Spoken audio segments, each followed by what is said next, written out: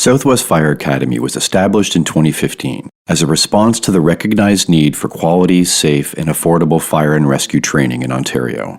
This is not your average fire college.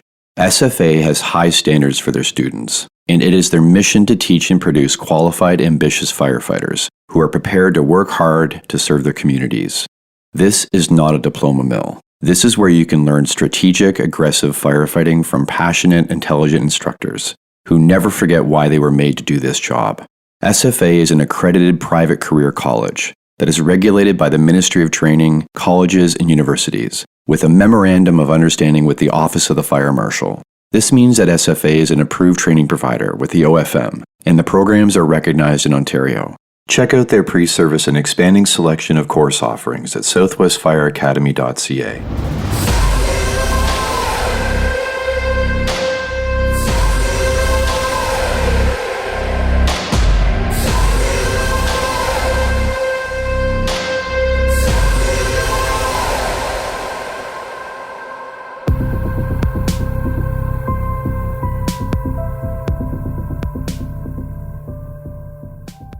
Hello everyone. Welcome to episode 98 of Multiple Calls. I'm Scott Hewlett. Jamie Anderson said, "Grief, I've learned, is really just love. It's all the love you want to give but cannot. All of that unspent love gathers in the corners of your eyes, the lump in your throat, and in the hollow part of your chest. Grief is just love with no place to go. We mean well when we say things will get easier, or time heals all wounds. But what we are unintentionally saying, because we don't know what else to say, is eventually this won't feel like such a big loss. Eventually you won't miss them as much. What has landed the truest for me is reading that a loss can feel as painful years later as it did the day it occurred. And the path forward isn't about learning to live in a world without that person you loved. It's about establishing a new relationship with them, so they can remain a consistent part of your daily life, in the things that remind you of them. Here's my chat with Rob Thibert. Kick off with where you grew up and tell me a bit about your family. I was born and raised in Tilbury, Ontario, born in Chatham at the hospital there. Lived just outside of town in the country. My parents worked in town. What'd your dad do? My dad, he worked at a bus company for a while as a parts manager in their parts department, was a volunteer firefighter. Later in life, he went to work for the municipality in their fleet department. My mom, she worked as a nurse at the local hospital while we were kids, and found that to be very hard in everyday life, dealing with 3 kids, and went on to do various jobs there, secretary and whatever else. But she retired from there with 36 years and never looked back. Your siblings? I have 3 sisters, 2 sisters that are still living. I had a sister that passed away at 6 years old from a brain tumor. I was only a couple years old when that happened, so I didn't really know her much, but I did spend some time with her. But I have 2 younger sisters, raising families, lived in a small house out in the country. What was school like for you? My school life was not very good. I hated school. I was your typical boy, wanted to play games, wanted to be outside. I did not want to be in a classroom locked up. I did not have a good education system, I guess you would say. I hated going to school. I hated my teachers. I hated everything just because I just didn't like to be told what to do. It wasn't until I guess high school where I kind of buckled down and I wanted to be a firefighter. I wanted to get into the fire service. So my dad was really pushing me to do good and get good marks, what classes I needed to take. And I guess I kind of matured a little bit. I kind of buckled down in high school. I had some pretty good teachers. They knew my end goal, so they helped me out. But it really wasn't until college I excelled, right? I guess you matured a little bit. I really buckled down, and obviously my career goal was to be a firefighter. I went to St. Clair College, tried to do the paramedic route. My uncle and my dad were really pushing me to become a paramedic with the fire service changing. So I took pre-health. I had to bump some marks up from high school. I didn't get accepted right away into the paramedic program. So I took pre-health. I did a year of that, and I realized that paramedics wasn't for me. It's not that I disliked it or anything like that. It's just I want to be a firefighter. I know that becoming a firefighter was running medical calls and stuff like that, which at the time I was a volunteer, but paramedics wasn't for me. My end goal was to be a firefighter. I liked fighting fires and going to jobs and stuff like that. The medical aspect of it wasn't for me, so I didn't pursue the paramedic course. I didn't drop out. I finished my pre-health, but I never explored paramedics. I went and actually took a dispatching course. My parents wanted me to have a fallback career from fire, so I took a emergency dispatching course. So I have a little bit of a dispatching background too. So I went to London for about a year and took the dispatching course at Fanshawe. Again, excelled in that. It was something that I was good at. It was involving the emergency service, so I truly liked it. I met some great people. I was able to co-op with the different services around London and really opened up my eyes to some things. But again, I realized that sitting on the end of the phone or behind a computer wasn't for me. Listening to the guys have fun at fires or calling an orange ambulance for an MVC, right? I wanted to be there and hands on with tools, assisting the people. I just couldn't sit behind a computer. So I determined that wasn't for me either. And then I went to fire school. I went to St. Clair College, worked for my schedule. I was able to work full time and then do school full time, basically night school. So I went to school from 6 until 9 every night. And then Saturdays, I worked a full day doing our NFPA skills and learning the hands-on part of the job. Did you grow up playing sports in and out of school? In school, I played all your elementary school sports. I played hockey and soccer through my childhood. I kind of excelled at soccer, so I made the travel team. I used to play for my hometown travel league, going around the Essex County and Chatham-Kent areas. I didn't really get into any competitive soccer or anything like that, but I did play with, like I said, the travel team there. Played hockey. Again, my parents, I grew up broke. My parents really didn't have much money. They worked hard for their money, and I excelled at hockey. However, like I said, my parents really just couldn't afford it. My dad, he was a diehard with the fire department, so missing a weekend to go to a hockey tournament wasn't for him. At the time, he was the deputy chief. He loved it, right? He didn't want to miss anything, so he felt obligated to be in town and be around for the department. So again, I think that kind of played into it. I mean, I don't know, but back in my early days, I probably could have played some decent hockey. I know I was asked to play travel, and my parents shot it down. We just, like, at the time, we couldn't afford it. You mentioned your dad and your uncle Dave as mentors, so maybe just give me a bit more about them. So growing up, my biggest mentor was my dad. I really looked up to him. I mean, he was a big man, right? Like, he was the big man on campus. He basically was the leader of our family, kept us together. He really worked hard for the stuff we did have. He was a good man, good community guy. He loved the community. Like I said, I couldn't play hockey because he loved the fire department, right? He really pushed me to be a better person. I looked to my dad, and people say this about him and stuff like that, but like he was a saint, really. Like, he'd give you the shirt off his back. He was known for helping people out, going out of his way to help people. And I mean, I think I picked some of that up from him, seeing his career and seeing how he handled life and everything like that. Big mentor in my life. For example, we had a house fire. This is before I was on the department, but we had a house fire. It was 2 days before Christmas, family of 5. My dad went and spent the next 3 days organizing Christmas for this family, right? And this is things we did in our small town, right? Like helping people out and stuff like that. But he spent 3 days, and I was in high school at the time, so I was helping orchestrate, getting some stuff, some clothing, some bedding, whatever, and setting them up in their apartment. We had a local person set them up in an apartment at the time.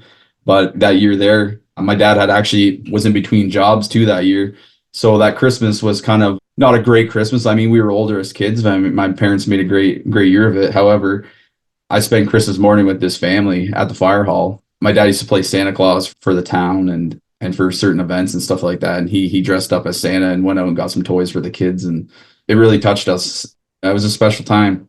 My uncle is a Hamilton firefighter. He's a volunteer out there. He's a full-time paramedic supervisor in Hamilton. He's got like 50 years on the job as a paramedic, still kicking on the trucks as a responding supervisor. So, I mean, like, that's just, how can you not look up to a guy that's still 50 years into the job and loves it every day, right? So he's been on the department, I think, for 30 years and on the fire department. So again, he's a good guy. He definitely pushed me to become somebody, I guess you'd say, right? Like, he pushed me to get my schooling.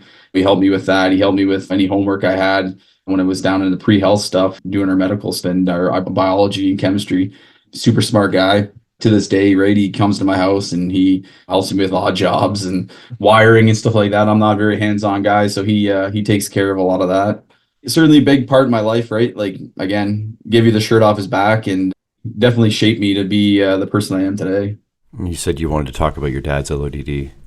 At the time, I had a couple years on the job. I was a volunteer in Tilbury. So in 2009, I went to a fire Me and my old man, we had a scanner at home. We were listening to this fire that was going on. It was late at night. It was about midnight. So anyways, we were listening to this fire, and I joked with them about, oh, we're going to get called out. They're going to need our ladder truck. We went to bed, didn't think nothing of it. About half hour later, we got called out. I heard we were getting paged out. So I went to my dad's room and woke him up. And I said, hey, we're getting a call. We're going to Blenheim.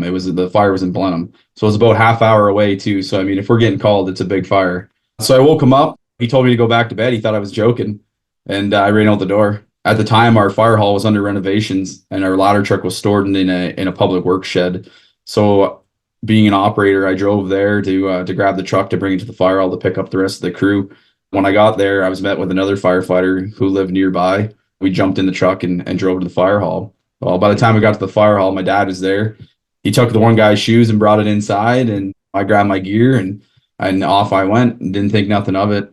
On the way to the call, open cab, 1988 ladder truck. It was pretty awesome, ripping down the road to this call. It was the middle of the winter time. It was December, so it was cold, but it was like just a calm night. I talk about this often with people, how eerie it is to think back now. But it was a calm night, hearing the roar of the engine, and couldn't hear anybody talk or anything. I didn't have any updates on the radio at the time. And but yeah, I just remember like looking at the moon. The moon was a full moon, and I remember just saying like, this is the greatest job in the world, man. I'm off to a fire, and it's like beautiful, beautiful night, and this is it.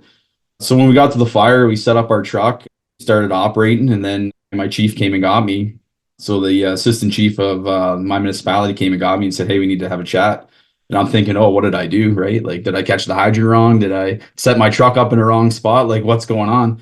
So he pulled me into the command unit. That's when they broke the news to me that my dad had went down at the fire hall and that I was to go to the hospital. So during that time, they drove me to the hospital, and unfortunately, my dad passed away from a heart attack. Organizing the response at the hall, and after we left, he, I guess, went down, and the guys started working on him. So it was a pretty traumatic thing for them, and I mean, hit me pretty hard at the time. Like, I love going to fires, and I didn't even care about a fire, right? This fire was a big fire, and I gave zero cares in the world about it. I want to be there for my mom and my sisters. And it was a big thing, right? With my dad, I lost the biggest mentor in my life, really. I witnessed it all, kind of thing, and it was pretty tough. I was sitting in the hospital in my gear after coming from a fire and watching my dad get CPR and stuff like that. It was a lot, I guess. How was the support from the department and the community and the send-off for him? Going back to your podcast with the scrap there, you talking about firefighter funerals and stuff, that kind of hit me. I'm a big supporter of the traditions, right? And the traditions of a firefighter passing away in the line of duty, right? We honor him or honor them with an in the line of duty death, a funeral. That's the one thing there that doesn't change, right? It hasn't changed in years. Bagpipers ride the fire truck, dress blues. So his send-off was pretty fitting for him, right? He always joked, our favorite movie is Backdraft. He always jokes, oh, the fire's never going to get me, right? I guess those words are true. However, he passed away on the job, and he always wanted that, right? So, I mean, my dad got his wish. He got a full-blown funeral for fire. He would have been proud. It was a big deal. We had firefighters from across Canada that came out. It was pretty surreal seeing the support and stuff from the brotherhood. Certainly a big moment in my family's life. My mom, she really enjoyed the support, I guess you'd say. My dad would have liked that, right? Like he liked bumping elbows with the guys and meeting people from all across the world. When we went on vacation, which didn't happen often, we were stopping in at firehouses, right? Like that was my vacation. And to this day, I still do the same, right? And my dad would have been happy about that. It was a big funeral. It's nice to see. Support of my department, it was decent. It was the first, I think, line of duty death for my department in probably hundreds of years, I would say. Like, I don't remember the last time. The last time would have been in the city of Chatham, right? So I don't know the dates, but I would imagine it was a long time ago. Maybe not hundreds of years, but probably at least 50 years, I would say, at least in the early 60s, 70s, whatever. We got lots of support from my department. Some of my dad's friends came to the house, and some of the members from the department came, visited with us, and people donated money to a trust fund and stuff like that for my younger sisters and for the family. It was a difficult time, right? But we did have a good support system. You know, my family was pretty big on making sure we were taken care of. It was a difficult time, but we did have the support, right? Well, obviously you were exposed to the fire service very early on through your dad, and you mentioned that you wanted to do the job since as far back as you can remember. You mentioned a little bit about your process getting on. You started as a volunteer, so give me the process of getting on. Everybody jokes that I was pretty much born with a fire helmet on. And yeah, I was exposed to it super young. Like if you look back in my pictures and in my schoolwork that my mom still has, everything that says, what do you want to be when you grow up? It was a firefighter. So yeah, ever since I can remember, I wanted to be a firefighter. Exposed to it super young. I pretty much grew up around the firehouse. I enjoyed going there with my dad. A lot of good memories of me and my dad were at the firehouse, right? Like I spent every waking moment as much as I could there. The guys joke by the time I was 10 years old, I could pump the pumper truck, right? Like it was one of those things, right? Like the guys seen me around. I cleaned up after fires. It was home to me, right? My mom would always joke, I'd go to the firehouse and I'd mop the floor, but I wouldn't do that at home. It was just different to me. It was weird. I put some time in there with my dad growing up. There's many times where I'd go to calls with him when I was young. The pager would go off and I'd say, hey, can I come? And he'd always tell me no. And then one day he said, yeah, but he had no choice. I was home by myself with him, right? So he had to take me. So I ended up going to a car fire with my dad. And that was the first fire I went to with him. It was just around the corner from my house.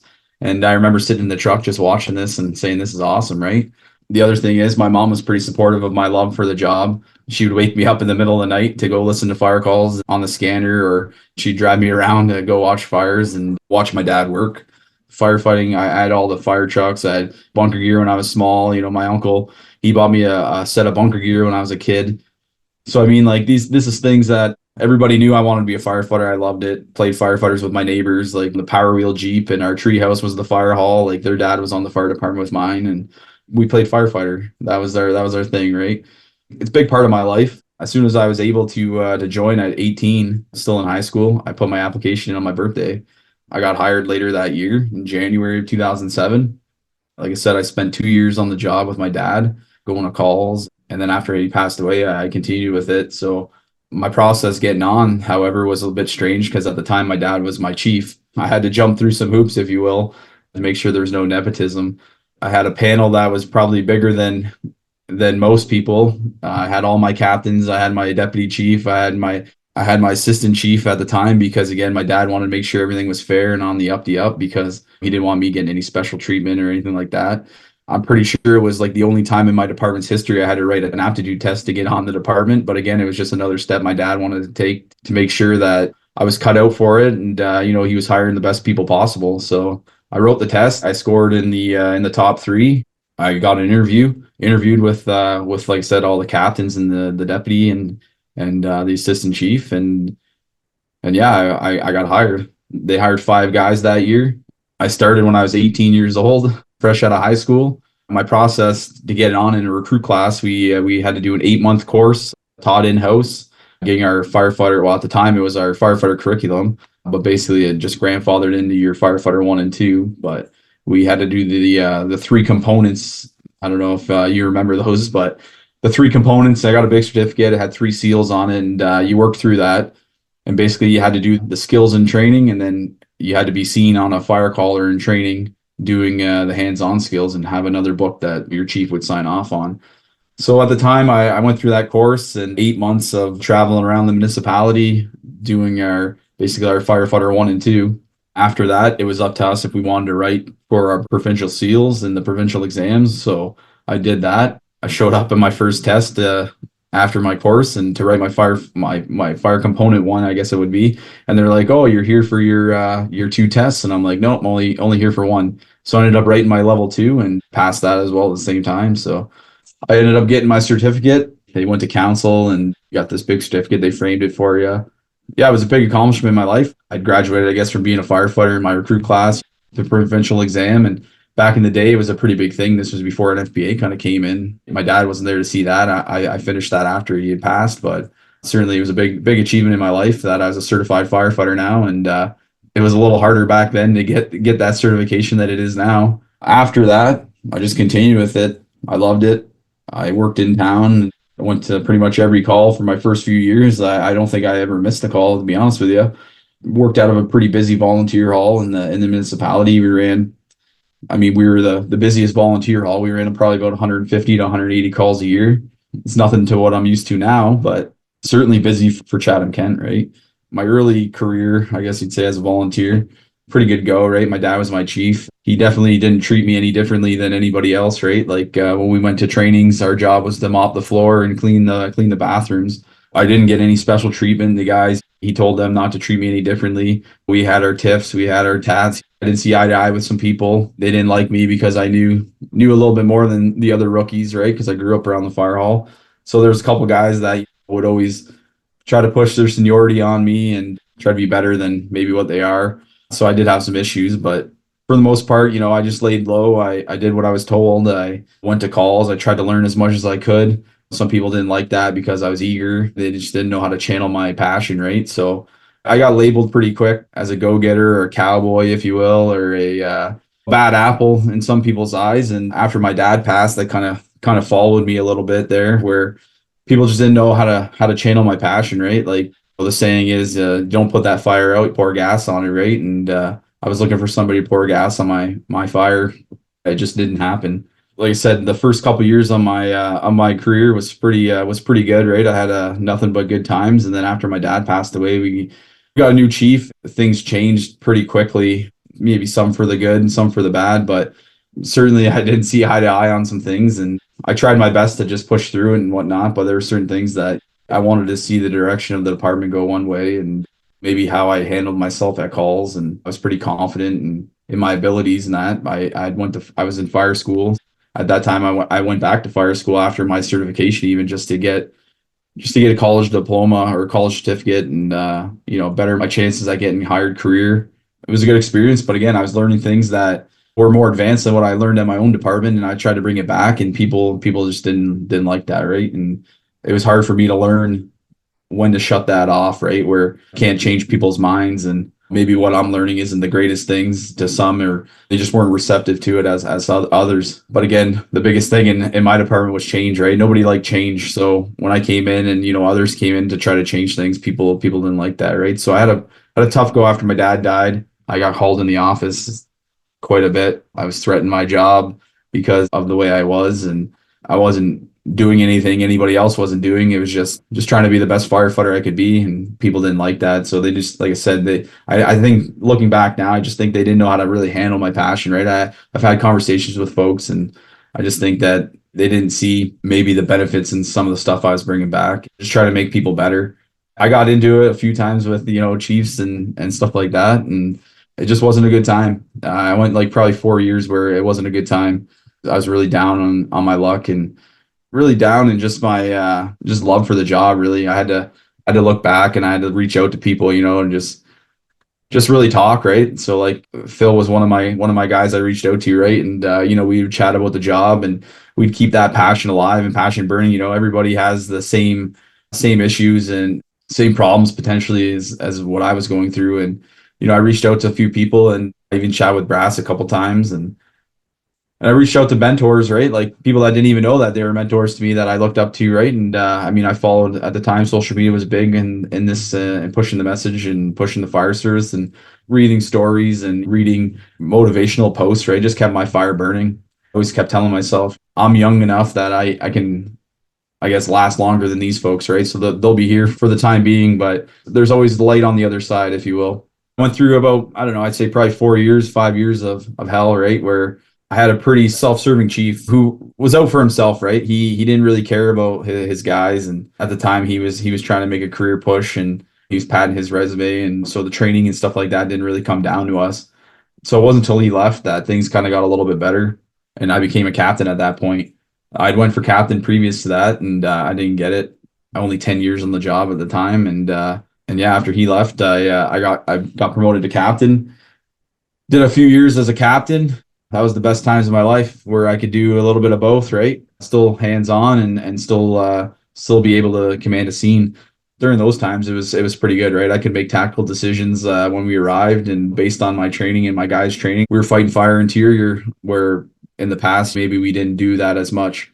But we were confident in our training at the time, and at that time I was helping with training, and certainly being a captain was a good time in my life. It really got my love for the job back, if you will. Made me happy to show up again, right? Like I was able to make a difference, I guess, where before I really didn't have much say as a firefighter. When I got promoted, I guess I had much more of a say. on how things operate, how we operate on the fire ground. And that's really when people started to, I guess, follow, if you will, follow me around, right? Like they seen my abilities and whatnot. Good group of firefighters at the time. And I was really happy with their abilities and how they operated. When we went to a fire, we got the job done. So yeah, I spent 2 years as a captain, and then I got promoted to a deputy station chief. That's when things really changed for our department, I feel, or my station, not my department, but my station. Training was an umbrella under me. It was my job to orchestrate our training and work with our training division at the time to make sure we were doing the necessary training. Plus, I could pretty much do whatever we wanted to train on, right? So I looked to the guys and said, "Hey, like, what do you guys want to do?" And basically, we made a plan and we went with it, right? So that was a good time in my life being a deputy station chief. I certainly got my feet wet in the Chiefs world with that position. Led me to like a few things like commanding and stepping back and really planning on how to put the fire out or how to get that person out of the car and pass that message on and those orders on to my officers, my captains and the firefighters, right, to get that done. I really enjoyed that aspect of taking the step back and really thinking about how are we going to accomplish this task or how are we going to get this skill completed, right? So I enjoyed that being a captain as well, having that freedom and that responsibility. But being a chief, I was able to, I guess, do a little bit more on the fire ground and make those decisions. Led to me to where I'm at today. Did you get into instructing before you ended up in the deputy chief position? About 10 years on, I guess, when I became comfortable enough to instruct. So I started with our fire department's recruitment class, the auxiliary program. I guess was labeled as a lead instructor for that. I had my 1041 at the time, and I enjoyed helping out with that and teaching the firefighter 1 and 2 skills and doing the live fire stuff. And then that kind of led me down a path where I met some people. I got into teaching at Lambton College, spent a couple years at Lambton, instructing in the pre-service and the fire science programs. Phil kind of helped me with that. I met a bunch of great people there. At the time, I worked in a factory, so other than being a volunteer, right, I always dreamed about being a career firefighter, and I never achieved that at that time. So going to Lambton and putting a uniform on and going to Lambton and teaching, it was like I was going to a full-time fire hall in the morning, right? I'd go there, have coffee with the guys, before class, and I'd show up super early just so we could chat, and we'd go to work, right? And we'd go and instructing on the fire ground, whatever the class was that day. It really stuck with me, people that I met and the things that I've been able to do. Being a part of Lambton was certainly a good time in my life. I miss it certainly today, but no, it's definitely helped me get to where I'm at. Tell me about the saying, "This is how we need to do it for the test, but the real world to do it like this." So I started out instructing at Lambton in the pre-service course, teaching your firefighter 1 and firefighter 2 skills. It's no stranger to you and to most, right, that the NFPA skills are kind of bogus. Teaching to the book isn't always right. I used to hate having to tell the students that this is how we do it in real life, but this is how you need to do it for the test so you can pass your certification. I hated that.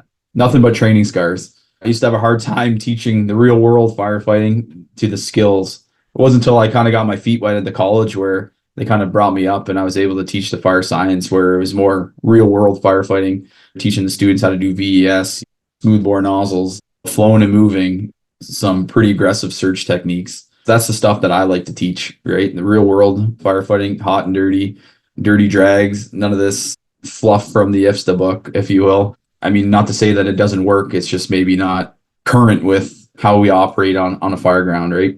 So I really enjoyed teaching the fire science. In my last year and a half there, I pretty much just taught that. I got out of the pre-service world, and I definitely don't miss that. And what about your transition to full-time? My dream job was to become a full-time firefighter. I worked various jobs growing up, cutting grass, plowing snow, working in factories, driving truck, all decent jobs. They paid well. They took care of my family, but I was always missing something. I was doing the volunteer thing. I was going to calls, but I just felt like I was missing something. And honestly, I felt like I was a bit of a failure, right? I tried and spent tons of money. I drive across the province to do tests and to do physicals and keep up my physical certification at York and wherever else and Brock, and it was just cost me a lot of money. So I made a decision it was affecting my family life. Me and my wife at the time, we wanted to have kids. We had one son already, but we wanted to have some more kids, and me pursuing the fire dream and spending the money and whatnot, it wasn't in the cards. So I had to put that on the back burner a bit. So if a recruitment came up and it was free to apply, I would apply, right? And I would go. I wrote tons of tests. I didn't do great on some. Others I did well. Made some interviews, I made some lists, but it just didn't work out for me. My kick at the can with the recruitment and testing process for full-time career departments wasn't all that great, and obviously it wasn't successful for me to get on a career department as a firefighter. But I mean, I tried, and I mean, that's all you can say, right? Is you tried, and there just came a time in my life where I was working in a factory, and I mean, I didn't like working in a factory. I didn't like driving truck. At the time, I thought, well, I enjoyed teaching. Maybe I'll start applying as training officers. A couple years ago, I started applying for jobs, training officer jobs. Some deputy fire chiefs that were involved in training. I started getting interviews. In my first year, I got 3 interviews. 2 of the jobs I scored second place for, so I knew that I was decent, and my resume spoke for itself. And a different avenue that I went down, because again, I felt like I was lacking something, and I wanted to be a good role model for my kids, right? Like, I went to fire school. I've got a little bit of a college background where I pushed myself to become a career firefighter, and it just never happened, right? So I didn't want my kids to look down on me, say I was a failure or anything like that. So I wanted to be a good role model. So I tried, and I was doing other courses to get me some certifications, get my resume, I guess, on par with some of these jobs, right? My first year, I applied for 3 jobs, and the first 2 I scored second place, and the third one I nailed. I got the full-time job as a deputy chief in Minden Hills here. It's a great opportunity, and I thank them for taking a stab at me. You always think of the day when you get that call for a full-time job, right? How awesome it'd be. I was with one of my good friends when he got his call to be a career firefighter, and the excitement. I was excited and happy for him. You always think back on that day, right? It's like winning a gold medal at the Olympics, right? Like, how awesome it is. Like, or winning the lottery. So it wasn't until I got this job here where I got to feel that. At the time, I was bringing a coffee to my wife, and I got the phone call. I don't know if there was much coffee left in that cup, because I was shaking like a leaf, right? I was just excited, and I was nervous at the same time. And it was a big move for me. We moved 5 hours away from my hometown where I grew up. Moved my whole family up here. I definitely don't regret it. I'm loving every minute of it, right? I wake up in the morning, I'm happy to go to work. I show up to work early, and I've never did that in my life, right? But like, I love coming to the fire hall. I love working with the guys, and working in this atmosphere is just, I don't know, it's just something about it. I don't know. And I mean, if you never experienced working in a firehouse full time, it's great. Volunteer or fire, you're still running jobs and around the hall, and there's a lot of talk about the difference between volley and full time, and I get it that there are some subtle differences, but being immersed in the fire service and how many calls you've run over your lifetime, whether you want to label that full time or volunteer, it's still doing the job. So let's not minimize that and take away from it. It almost makes me think of writing for captain, and you become an acting captain, and say you're high on the list. Some guys take years and multiple writes before they actually get made up, but meanwhile they're first on the list, and they're acting as a captain full time pretty much. There's probably less days that they're on the back of a truck than they are riding the front of the truck. And if guys don't get made up, it's like, well, hold on a second. So they were good enough for 3, 6, 9 years to be a captain on the front of the truck and run all these calls, but they're not good enough to actually have the helmet and be made up as a captain. It's a bit strange, right? That person has been a captain, is a captain. Whether they have the helmet and the full title or not, they have done the job. So it's just interesting to put that in perspective, I think. When I was a volunteer, like I said, I loved the job and went to courses and training and conferences as much as I could and could afford. I gave it my all, right? Yeah, and to your point, right? Like, doing the job as a volunteer or a career, right? There's no differences, right? The one's just you're getting paid more to do it, and the other one, you maybe don't get a ton of calls, or as much as a full time.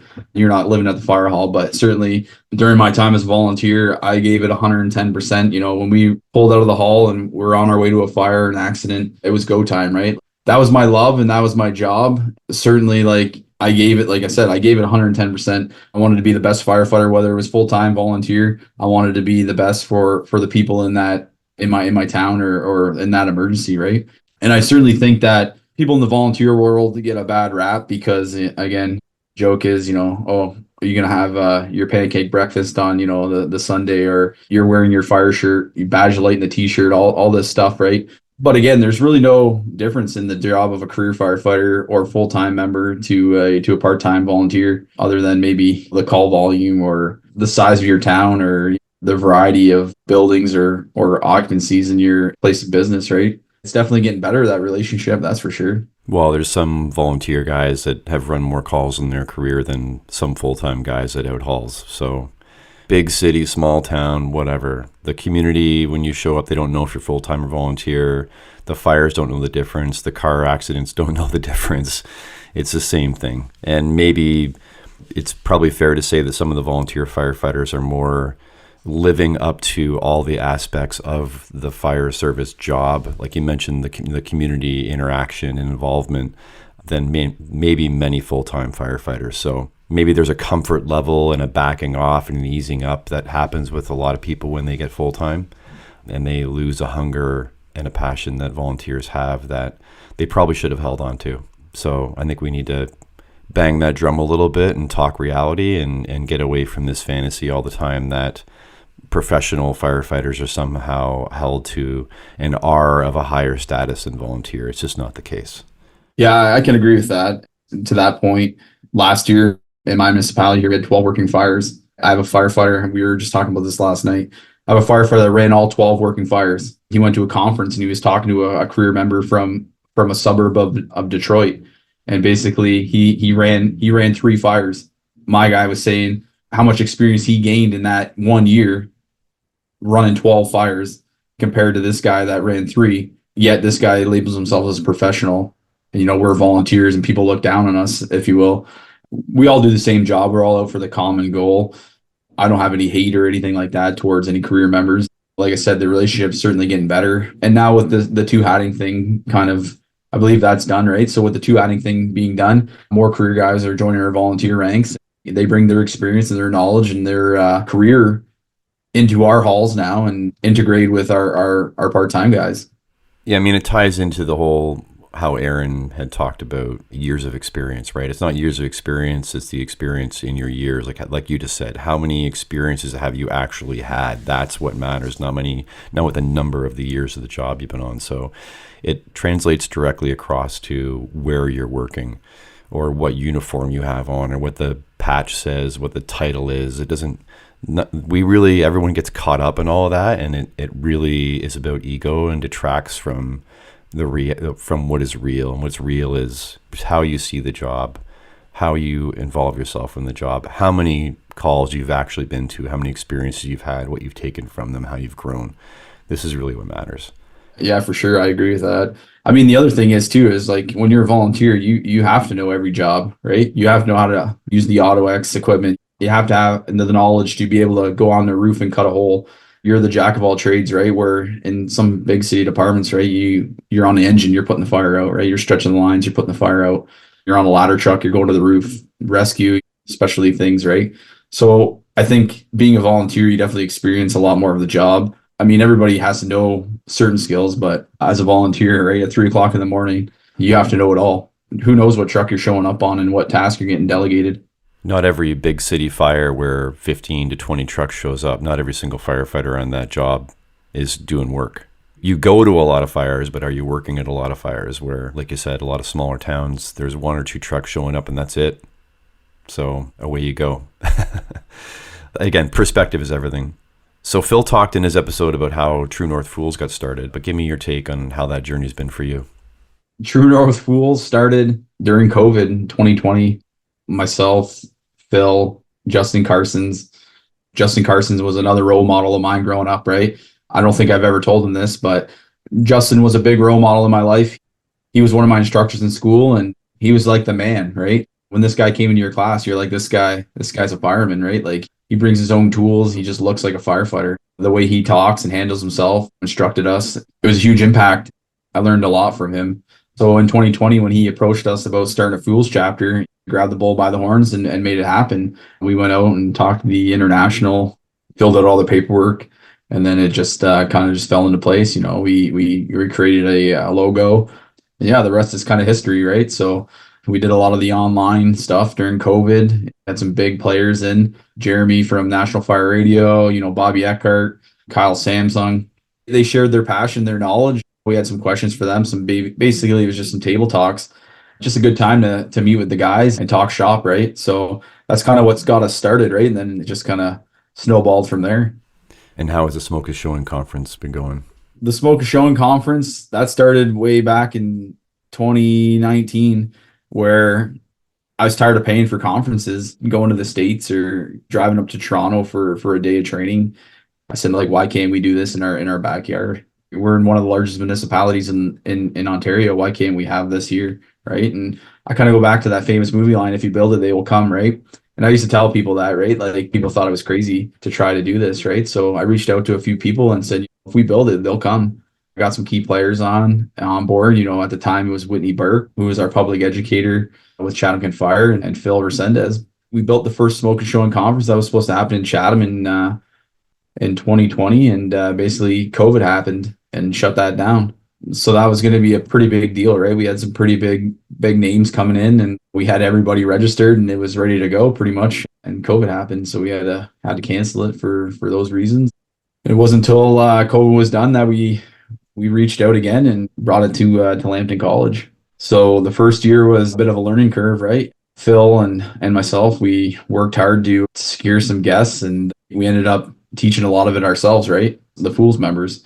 We had guys like Justin Carsons and Jeff Cowan and all these folks that were helping out with it. Again, COVID was still kind of a thing, right? So we had to dial it back again, and some instructors couldn't come, and basically we taught a lot of it ourselves. Like I said, it was a good learning curve, right? It was a nice thing. We started small. We had about 100 people there, and we had some good sponsors, and I mean, it's a good starting point, right? And then it just kind of evolved from there. We brought in some more guests the next year and bit off a little bit more than we could chew, right? It's certainly a lot of work to do these conferences. It takes a group of people to do it. There's people that help out, say they don't really do much, but their phone calls or building props or coming in to clean up or build fires, it helps hugely.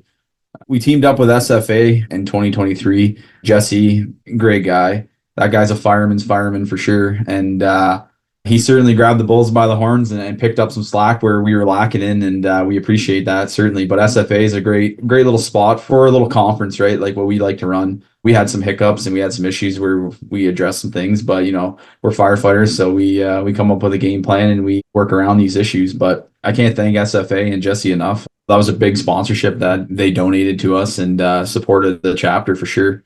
Last year was one of the most successful years where, and I mean, you look around at people's coats and helmets and shirts and stuff like that, and it was good to see. And going back to your point on the career volunteer thing, it was good to see a good mix of career volunteer there, right? I believe last year was our first year where we had, I'd say, over 50% that were actually career members, right? Not to say that we're trying to change anything or anything like that, but I think that with these conferences coming in Ontario, I know the other Fools chapter or the Hogtown Fools are doing one now. I think these little conferences coming are definitely changing the way people are looking at how they do business, right? I truly believe that, again, we're not trying to change the fire service. We're just trying to share some knowledge and some experiences others have, right? And bring in some people that know the job inside and out, have some experience with victims and rescues, and are willing to share their passion and their knowledge, right? So I truly think that these little conferences are definitely a good thing to have. And we started these conferences here basically because it needed to happen, right? We're lacking the training department. I mean, each department, they do their own thing, and some are maybe better than others. But when I was a firefighter, I was obviously super passionate about learning and learning the job. And basically there was nothing available for me in these conferences, and nothing especially close to home where it was affordable for me to go and learn these little tricks of the trade and meet some of these vetted firefighters that, had some experiences to share. Yeah, we're definitely lacking in having conferences in Canada. over what the States has done, so we can learn a lot from the trail they've already blazed. I just kept saying, why can't we have these conferences in Canada, right? We have a ton of firefighters here, and I mean, just look at Ontario, for example. We have tons of departments here. Majority of them are volunteer, but again, those are the guys that are looking for more, right? Mostly. But again, why should I have to travel 5 hours or so to go to a conference when if you're in the States, you can drive an hour up the road and catch a conference either direction, right? So it was about time it happened, and I think it's a great thing that's happening, right? And I mean, I'm happy to see others are taking the lead and doing it as well. Yeah, and there's a big difference between talking woulda, coulda, shouldas online over social media and then actually talking about it and doing it together in person. We had Kyle Ramagas on one of our webinars. He talked the trade and talked about his experience and stuff like that. But till you have that man in front of you, teaching the way of the nozzle and teaching the way of the hose and everything like that, he needs to write a Bible or something. He's a smart man. Like you said, till you have those people in front of you and actually showing you hands-on, that's what you need, right? I mean, you can talk all day and share your experiences online or over the phone or however, but till you actually see that person doing work, able to get your hands on tools and equipment, that's where you separate things. No, there's definitely that aspect to it. What I was thinking was more of just guys in general that can chirp and talk online, but it's another thing to be face-to-face with other firefighters in person. Again, it's like, think of the road rage thing, right? You're in different cars, so you behave differently than you would talking face to face with somebody. So as big as the social media and internet has benefited the fire service, and let's not split hairs on this, it's been massive. There still is something to be face to face, talking, looking, shaking hands, forcing a door together or moving hose together and having your hands on things. I think there's just something there that we don't get enough of. So good on you guys to put that together, and then hopefully others pick up the mantle too, and we see more conferences, spread across the country, because there's obviously a lot of room in the pool. I agree, and the more the merrier. The more we can become better at the job, I think, have some experiences, and share our experiences from different parts of the country and different walks of life. I think it's good, right? I take a page out of Mark Van Opten's book.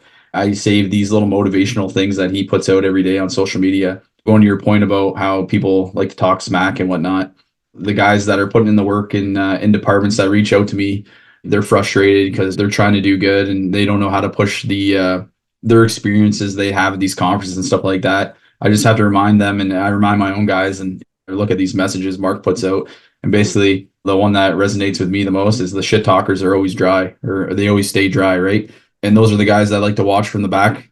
Certainly, yeah, I welcome more conferences. I look forward to hopefully doing more in the future. Are there plans in the works for smoke showing for next year? We're trying to plan some things for the Fools. We have a meeting coming up. We're just trying to make things more engaging for our members, right? It's tough. The Fools here in Ontario is a tough thing, right? We have members all across the province. It's not like the States where they're localized, right? They're within an hour drive. Like, we have guys that are in the GTA that are members of our chapters. We have folks from the East Coast that are members of our chapters that, are friends with some of our members that they wanted something else. I live 5 hours away from where we started things, right? So again, it's one of these things where we would love to do more and we would love to be able to plan things a little bit better. However, it's hard to get everybody together. Everybody's busy schedules. And it almost seems that once one conference ends, you need to immediately start planning for the next one. I'm sure you'll see some things here in the near future. That's awesome. If people want to reach out to you and get a hold of you, how can they? I'm on social media. That's probably the best way. I got Instagram. I got Facebook. I'm always open to talk to people. That's awesome. Well, I appreciate you taking the time. I'm glad we finally got to sit down and chat face to face. Yeah, for sure. It's definitely been in the making for some time. I'm sure we'll do another one. I appreciate it.